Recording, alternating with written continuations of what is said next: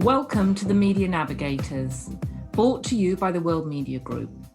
My name is Belinda Barker and I'm the Chief Executive. This podcast series features a fairly eclectic mix of topics all relating to the media industry in some way, shape or form. And we're talking to kind of key influencers from right around the world. Now, when somebody first suggested to me that the topic of this podcast should be around cryptocurrency and NFTs, frankly, I thought they were slightly bonkers because I couldn't really get the linkage and what it meant. So then I was introduced to Maya Draisin, who is the Senior Vice President at Time. And she was able to kind of explain to me what the implications are and why, in fact, it was relevant for our very eclectic podcast. So in a second, I'm going to be introducing Maya, but I would just like to say, for anybody who's a regular listener to this podcast, do please subscribe and leave a comment on Apple because it'll, everything helps to promote the values.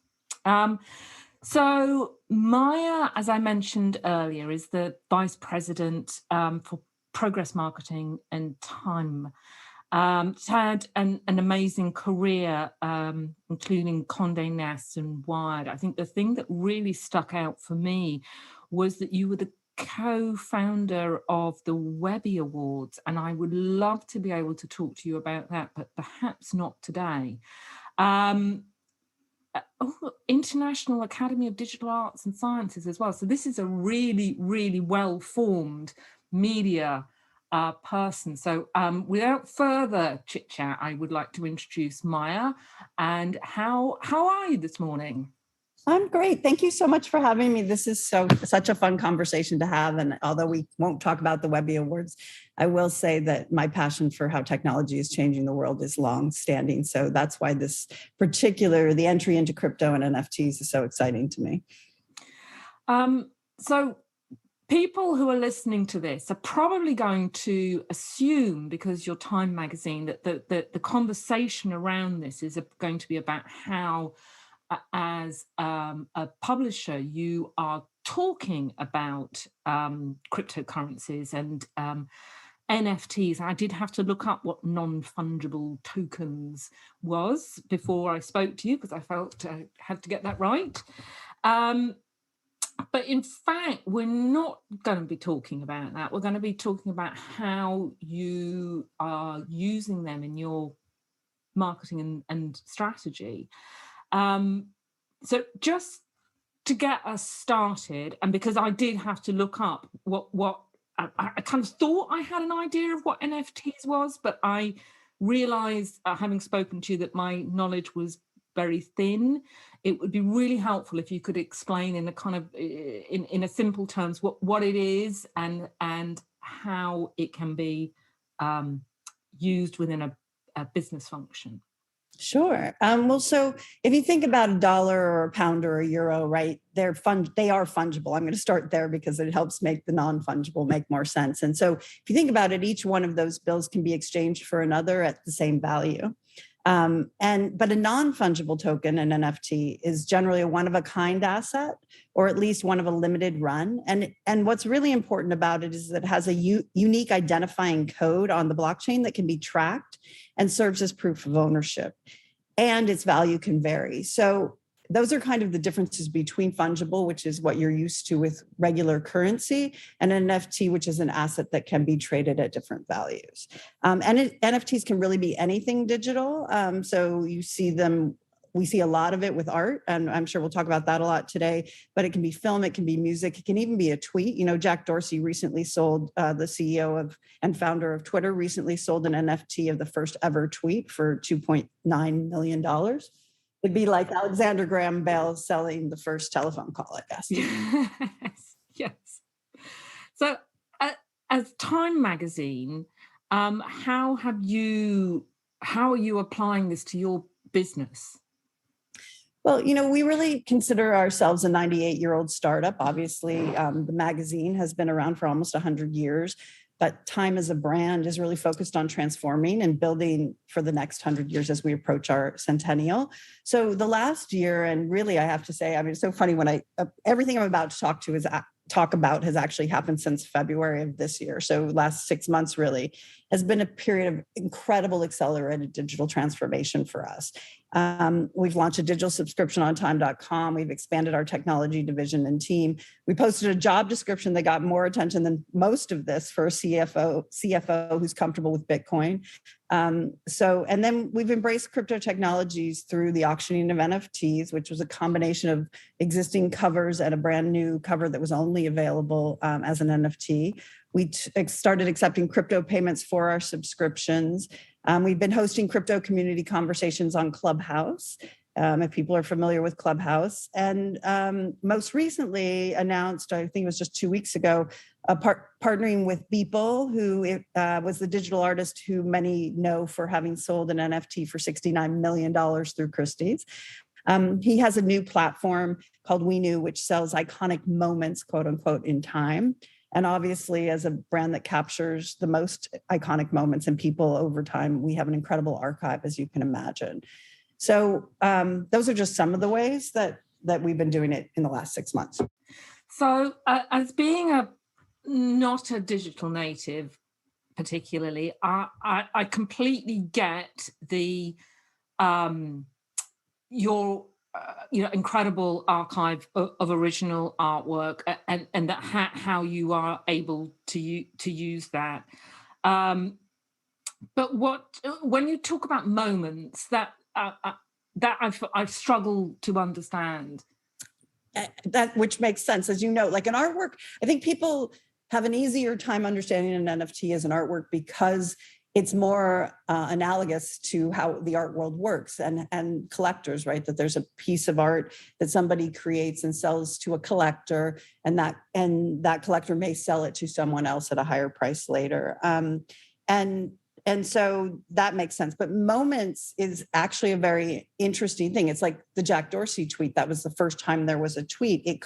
But you could look back and say, what are moments in time that matter so much to people that they would like to be the owner of the asset? So thinking the Queen's coronation, maybe, or in the fashion world, J.Lo coming in her iconic Versace dress, or Andy Murray's triumphant victory at Wimbledon, and I'm a big tennis fan, in 2013, which is actually the first moment that We Knew just sold. I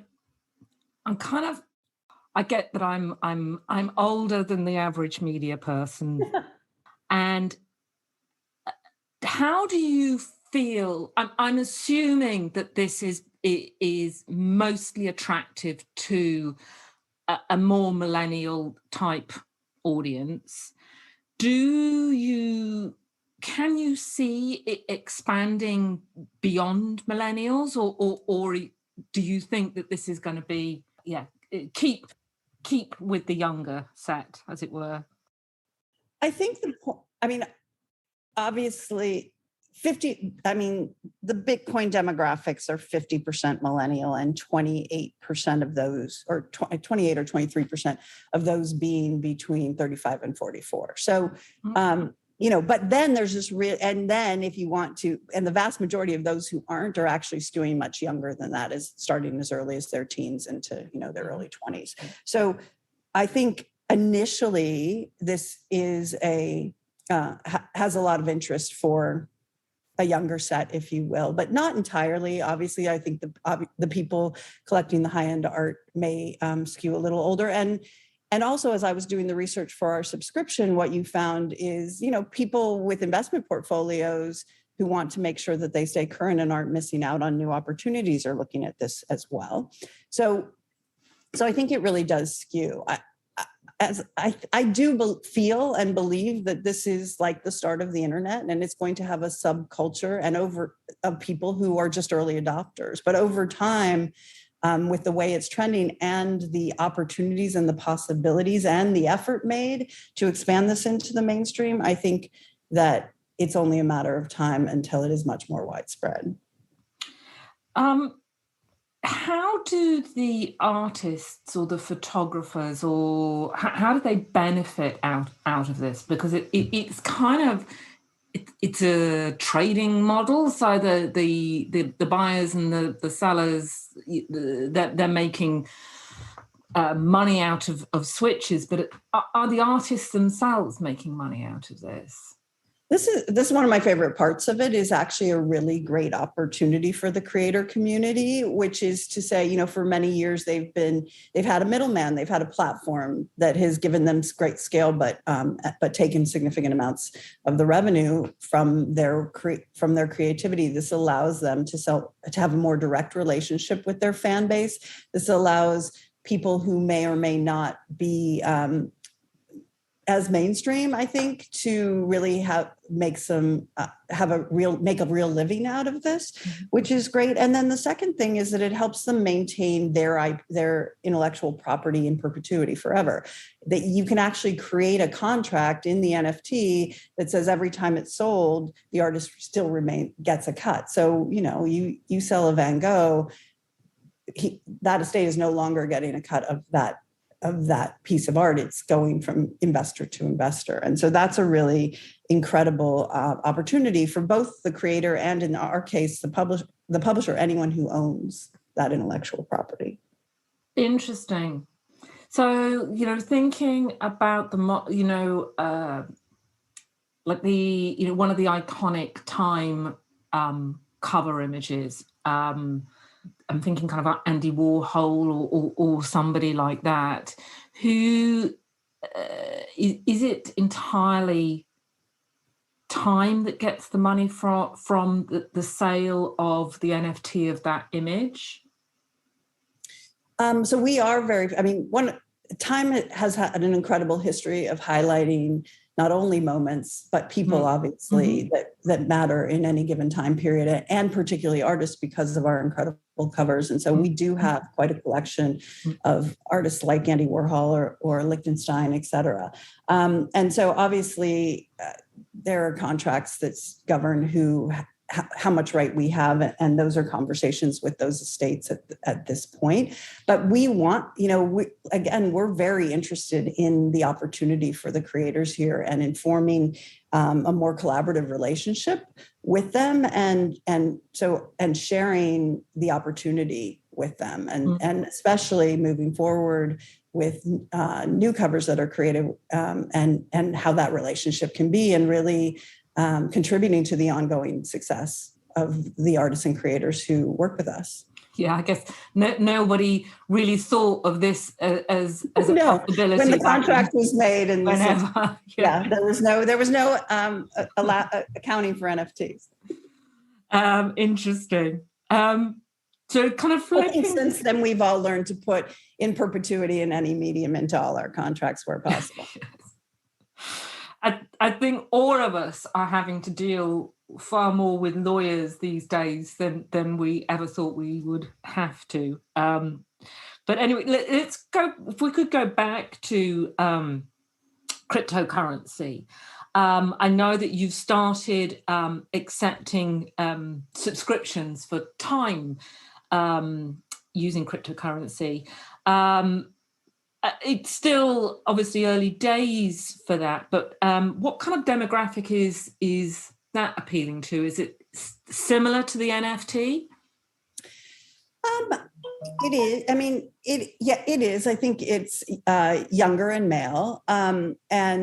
But you know what? And we partnered with Crypto.com, who have 10 million people with existing wallets. So I think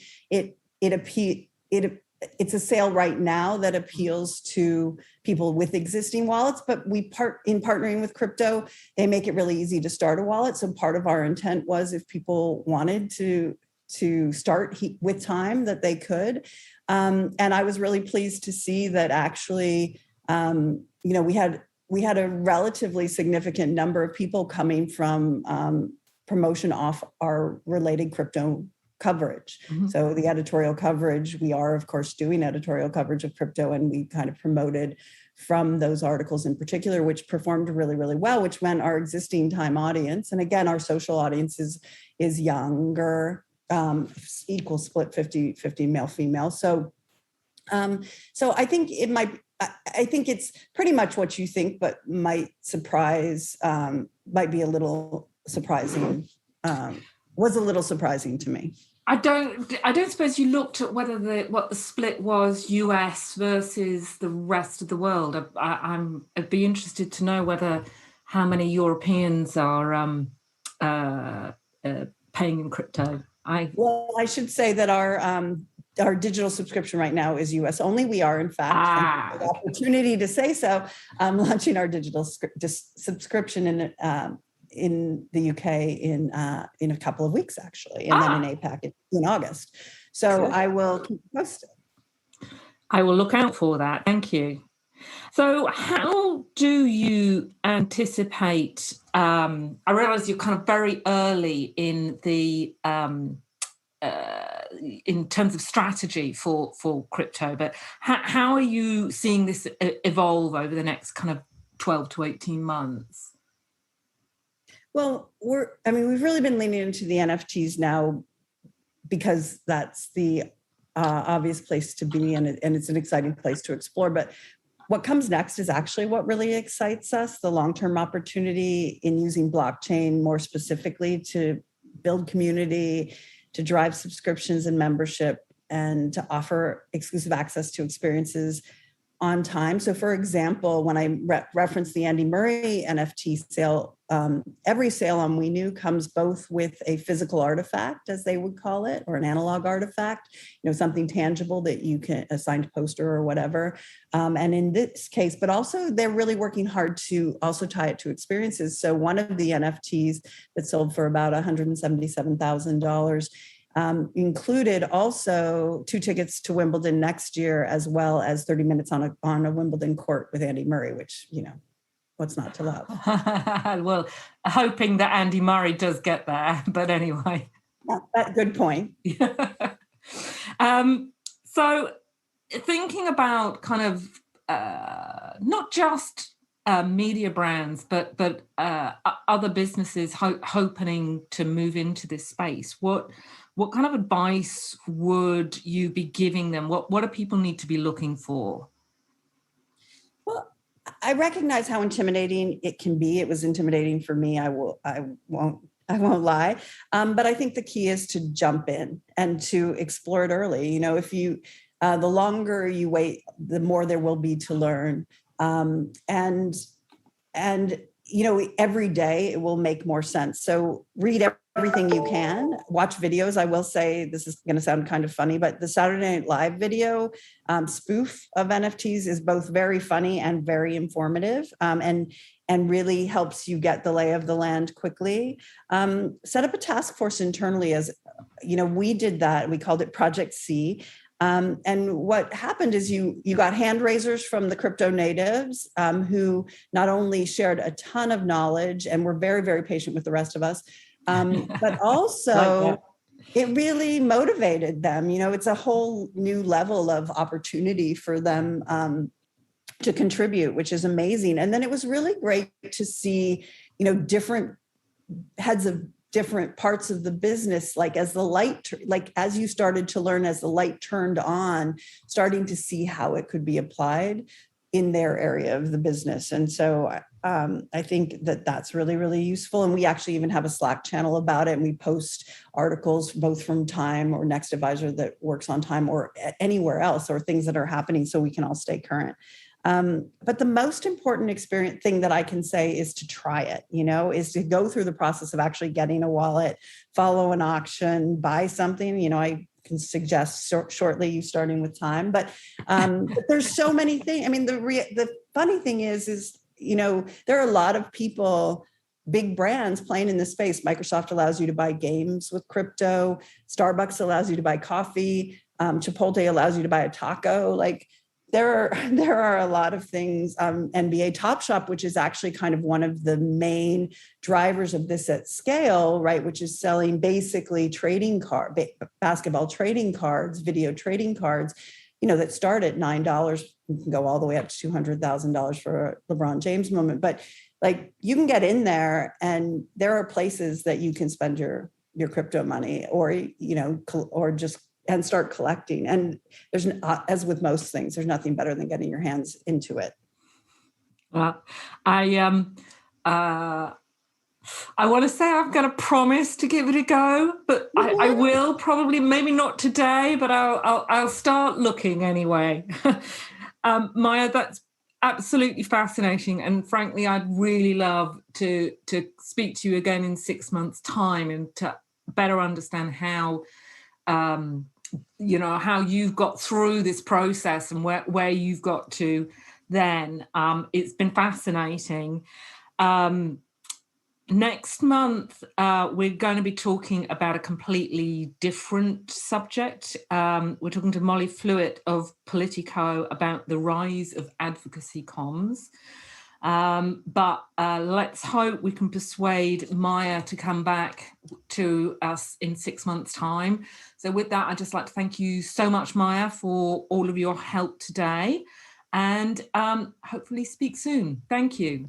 Thank you so much. I'd love to be back in 6 months. Great. Bye. Bye. The World Media Group is an alliance of the world's leading international media organizations that connects brands with highly engaged, influential audiences in the context of trusted and renowned journalism. For further information, please go to our website, world-media-group.com. Thank you.